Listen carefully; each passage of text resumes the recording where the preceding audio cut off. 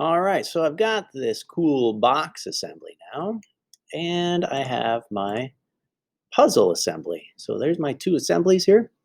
Be nice to know if this cube will fit inside the box. So what we're going to do is we're going to make yet another assembly, and we can bring assemblies into other assemblies as well. So when I go up here to insert, we've done this before where you insert parts and you make an assembly out of it, but you can also click here and insert assemblies. So let's grab our box assembly and just place the whole thing right there. I'm going to right click on that and fix it so that this whole box doesn't move. But then I'm going to place my puzzle assembly. I wonder what happens if you click there. Oh, I don't know. Click that guy, and I'm going to place it like up a little bit above because I want to, yeah.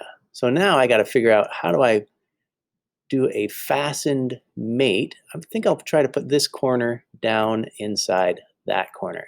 So I'll grab my fastened mate and go underneath here. Ooh, see if I can see that. And I'll grab, you always hover first and make sure it's on the right surface, and then come to the corner and I'm going to click there.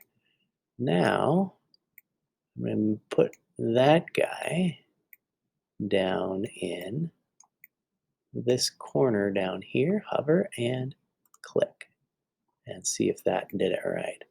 Ooh, it only put the part down there. Well, let's see if I say okay. What is it? Yeah, we're good. Okay. And look, there's a little bit of space. If it's tucked right up here into this corner, there's a little bit of space over here and here. Cool. I think it's going to work. So that's what my finished puzzle cube with box will look like. Sweet.